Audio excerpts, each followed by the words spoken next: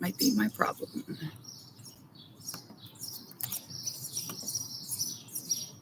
It is super nice outside today, yes, and I'm going camping. And the only thing worse than going camping with the soldiers is going camping with a bunch of little girls. So, of course, that's what we're doing. Yikesy.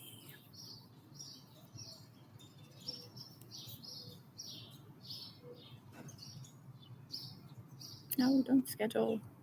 Just publish. Okay. There we go.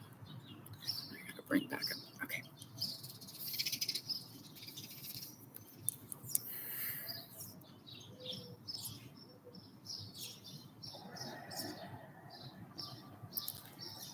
This is the prologue of Un-American, which is a second book that I wrote that I didn't publish, but I recently published it as a video book, something I think I invented, of me reading it, a video of me reading it and knitting. You can find that on my Patreon, or if you are a Patreon or a TikTok subscriber. Prologue, Domestic Terrorists, United States, March 2021. Sitting at my desk, working on what will become my first memoir, I still can't believe somebody wants to publish this story about my childhood in the infamous Children of God cult and career in another sort of cult, the U.S. Army. I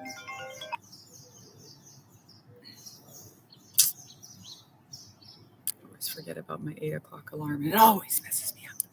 Okay. This is the prologue of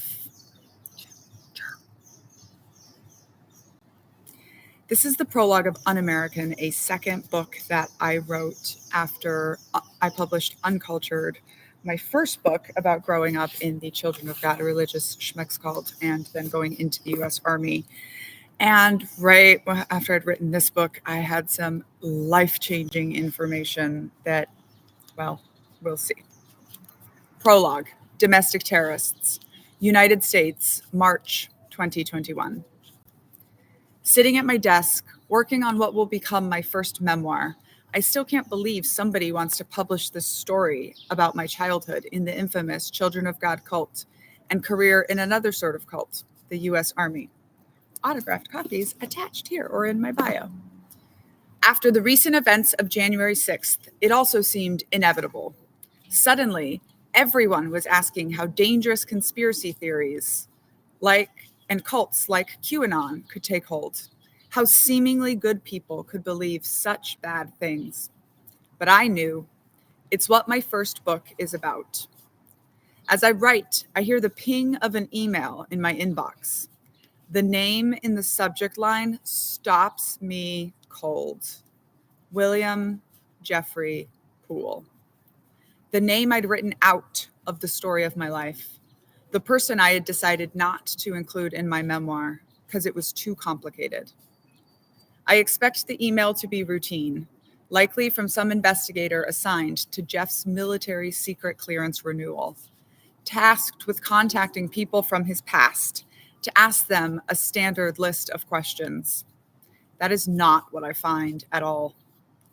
Our office is currently working on a show cause elimination board for Major William Jeffrey Poole. The email reads, "There's pending legal action, and they want me to testify about his character.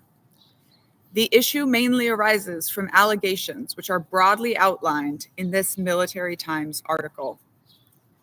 A show cause board is meant to literally show a cause for why a soldier should be retained in service.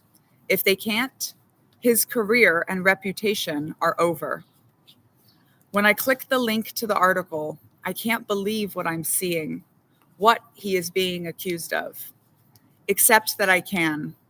Like the indicators I'd been trained to notice in intelligence work, I could see it now with perfect clarity. The chapter of my life I'd never been able to understand. All falls into place.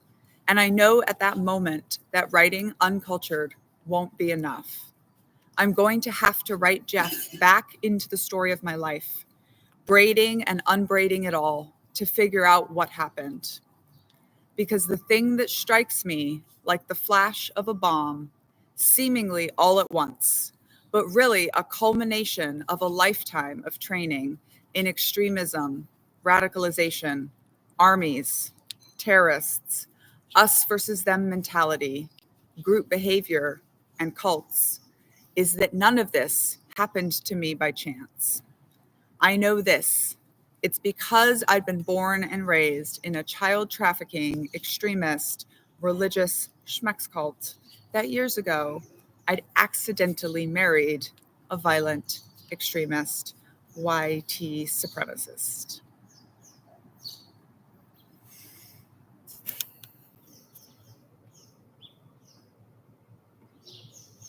Getting a lot of really fun people on threads being like, how do you accidentally blah, blah, blah? You're telling me you didn't know for 10 years? No, I was married to him for 10 years. I was married for him for 2 years, 2 months, and 2 days. And I only spent like 4 weeks in the same place with him during that time. Fortunately, I'm very lucky that I got away from him. I also have a very close and personal reason why I want to deconstruct white supremacy. Also have to go get a jacket here because it's slightly chilly and I'm from Brazil.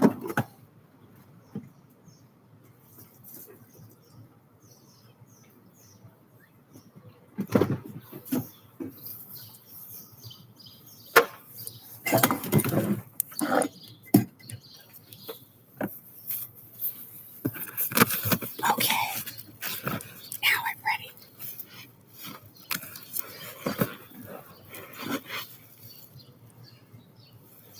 Hello, everybody. You missed, I read the prologue. I made a video of the prologue of Un-American. Look at all these white hairs, y'all. I'm so excited. Read the prologue. I think I want to read all the parts I read last night because it was good.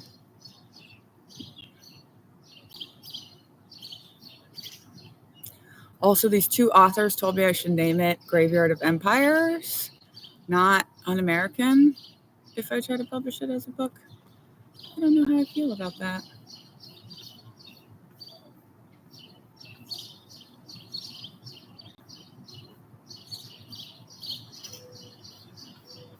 Oh, wrong chapter. That chapter is called Salt of the Earth. That's a good chapter. Okay.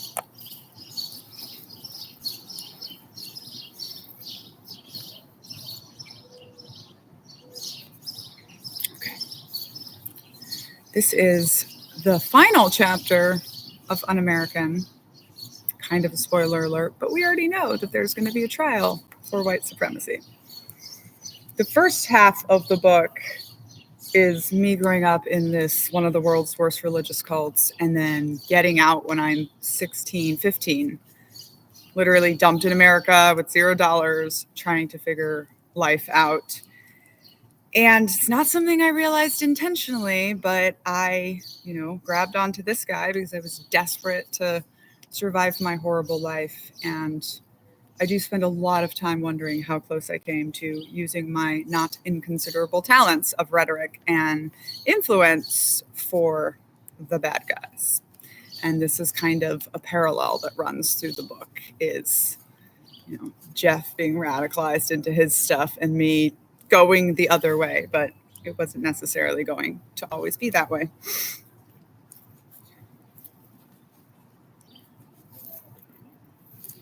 Chapter 25, Enemies, both foreign and domestic, Washington, D.C., 2021. This is what officers in the military swear. They swear to protect the Constitution from enemies, both foreign and domestic. In the first days of January 2021, Tom and I haul moving boxes up and down 4 floors of our new townhouse in Maryland, only 20 minutes away from the heart of the Capitol building in D.C. Both of us can't wait for the new president to take office. It's been especially hard for me watching this country I fought for being led by a cult leader for the last 4 years. I've tried to avoid the news for my own sanity. To a cult baby like me, living in America during the Trump administration has been just like living life under the drunken, rambling mandates of David Berg.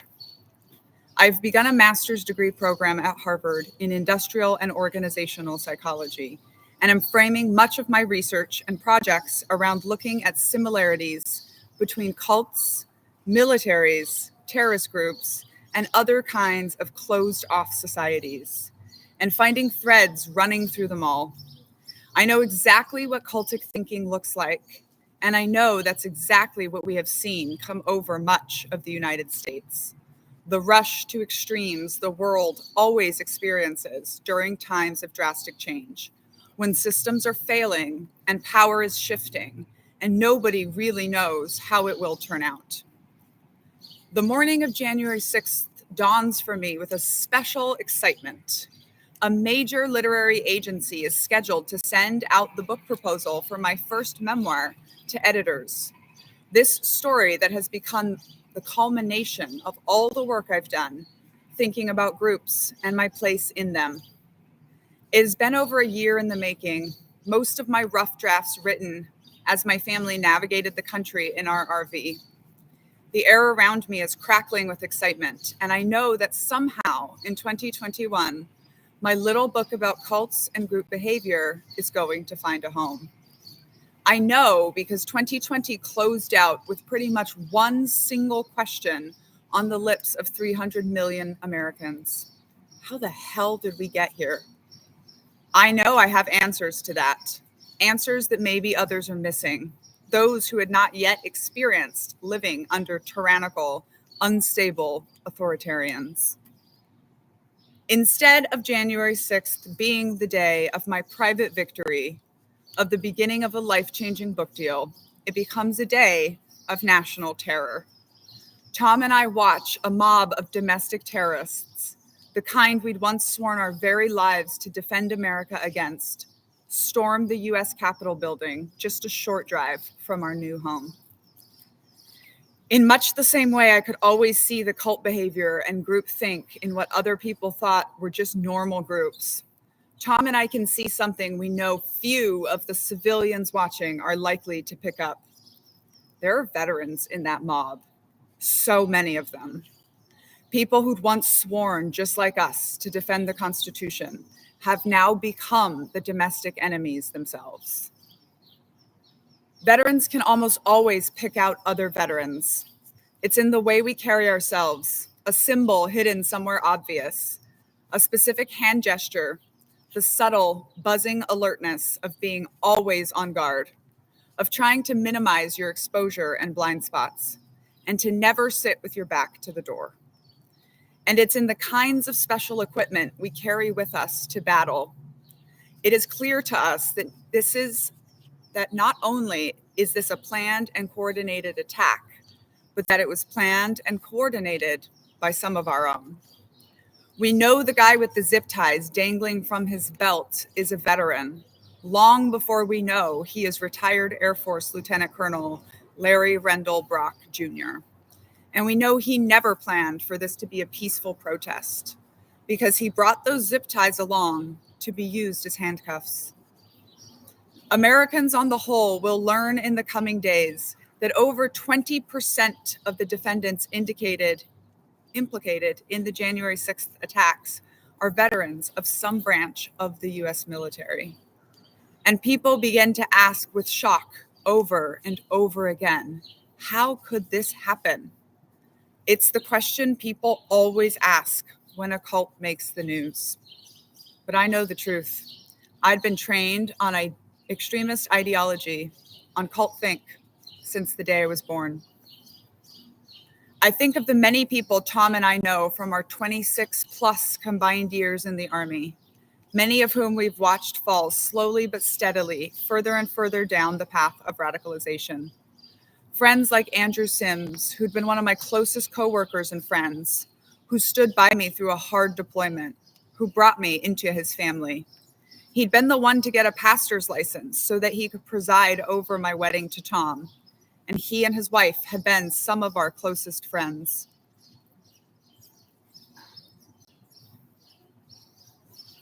That had all begun to change last election, slowly but surely.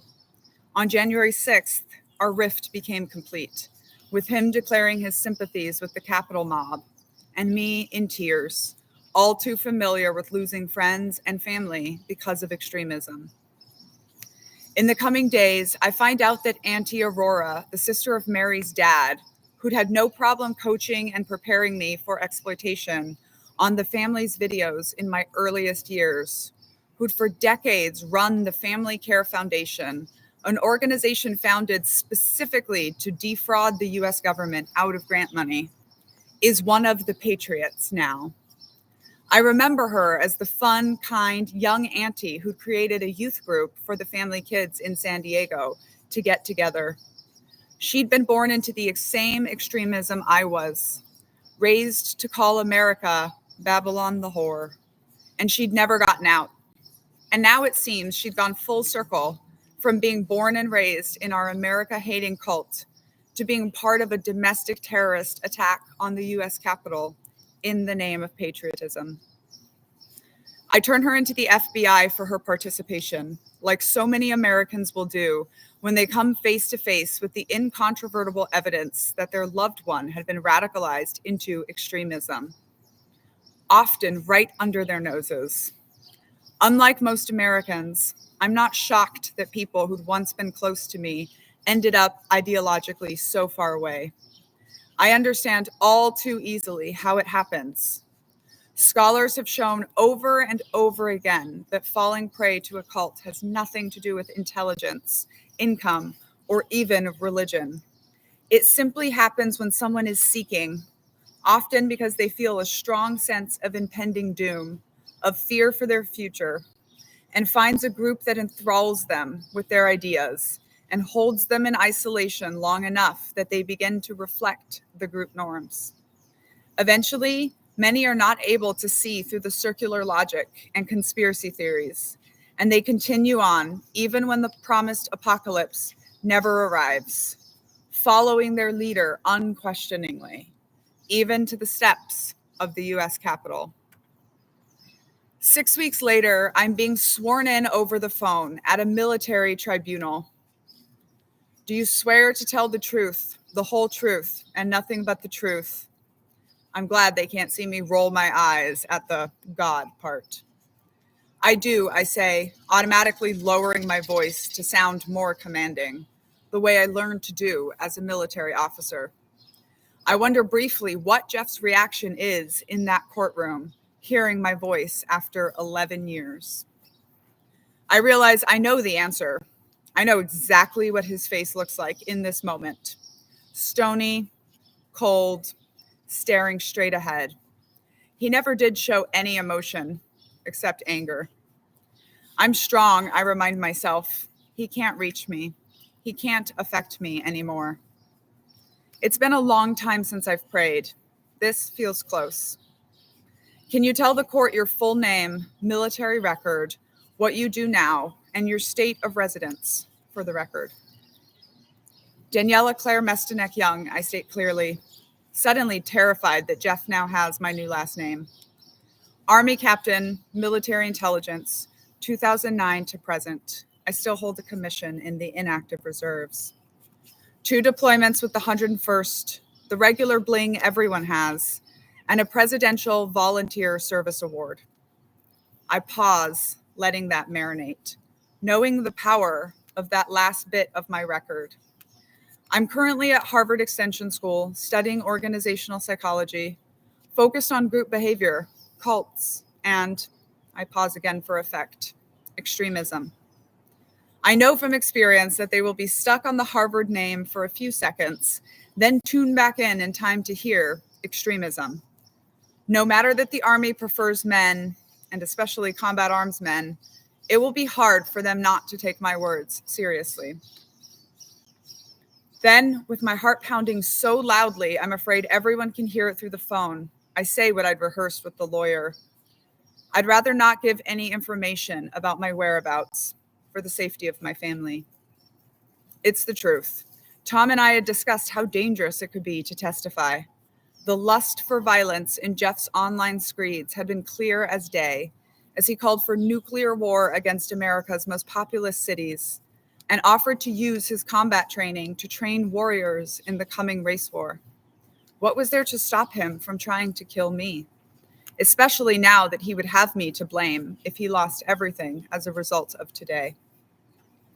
I know Jeff had told his lawyer not to worry about me, that we had zero contact in a decade, that there was nothing I could say to hurt him. I know he thinks this is the truth. He always thought he was smarter than me. I know that I can confirm for the court everything they need to know, because the second I'd opened the email with his name on it and read the accusations that followed, everything became so clear to me. Jeff's lawyer lazily tries to slander me with the old, tired adultery claims, saying I'm a disgruntled ex-wife, now part of the conspiracy against him. The board doesn't give that much credence, moving on to question me about what I know about Jeff from earlier years.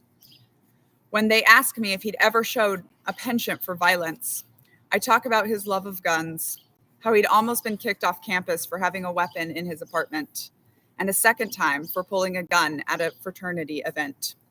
Both times he'd gotten off with a slap on the wrist. I tell them about my puppy, Zeus, how pitiful and tiny he looked next to that handgun that was bigger than him. I tell them about the threat Jeff had posted on Craigslist. Got to read the book, listen to the book for that. And then I tell them that I, an Army captain, more than familiar with violent extremism, am scared of him now. And then they ask me the same question that everyone is asking. Why do you think it happened? If, as you say, Captain Young, began one of the high-ranking brass, he's likely held this sort of ideology for a long time, for at least a decade or more, according to you. How was he able to get so far in his Army career? I mean, I'm looking at his records, and they are stellar. Top-notch evaluation, promoted always on time, good runner. It's hard not to laugh at the absurdity of it all. I think of all the footage Tom and I have watched of January 6th, knowing how many veterans in active military are deep into extremism and always have been. Now people are actually paying attention, forcing the military into situations like this, where they have to listen to people like me. Because, sir, I answer, he's good at putting on a face, at showing the Army what they want to see. Right place, right time, right uniform, right? I quote the ubiquitous Army phrase we all use to promise our members that anyone can succeed, no talent necessary. Anyone can be a useful part of the machine, even a high-ranking and powerful piece, as long as they put their head down and go along and don't make trouble. The truth is, the U.S. Army loves violent men that look like they can kill you with their strong, bare hands. That's their bread and butter. And that's why Jeff was a resounding success, even with all his extremism humming along below the surface.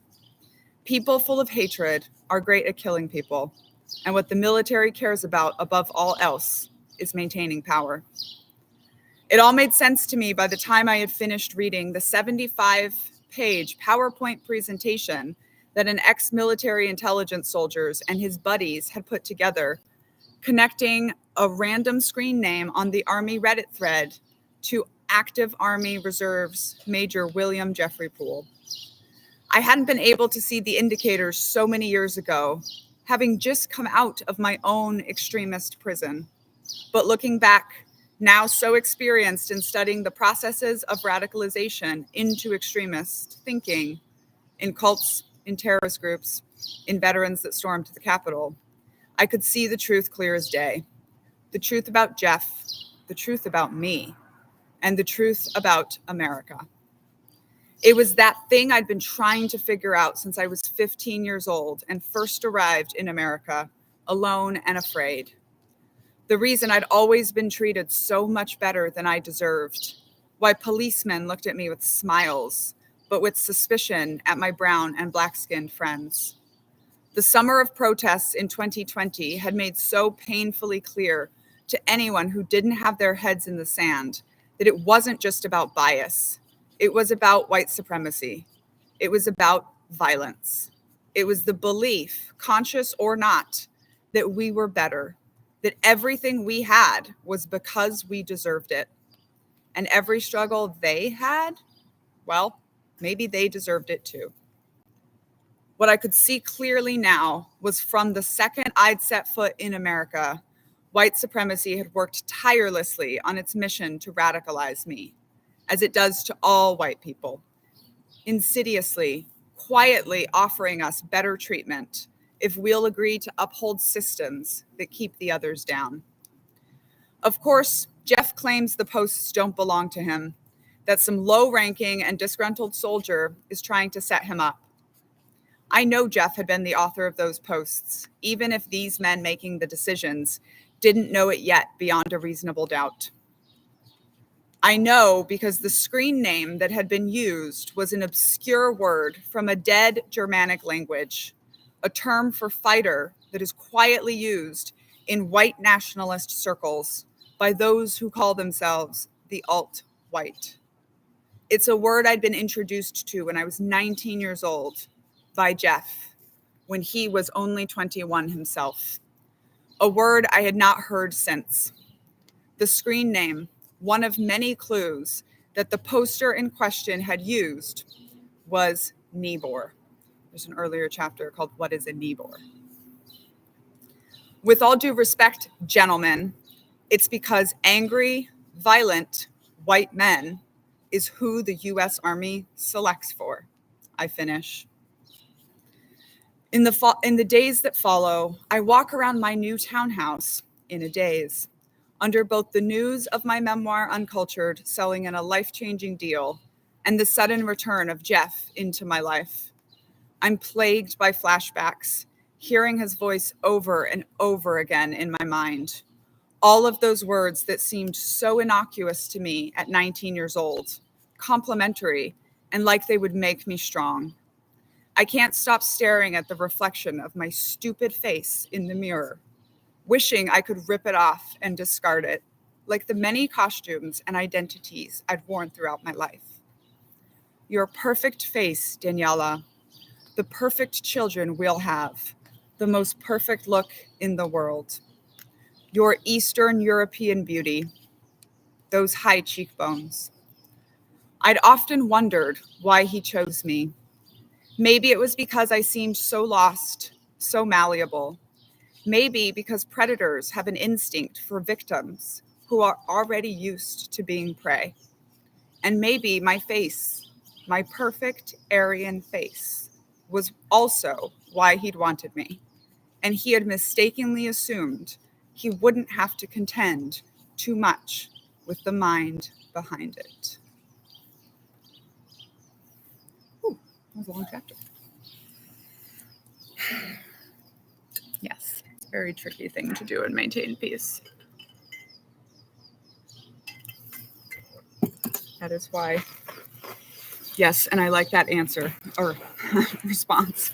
Whose peace is it keeping? And this has already started happening with me. I've recently started a podcast called Hey White Woman with White Woman Whisperer, and we are going to be dissecting white supremacy, deconstructing white supremacy.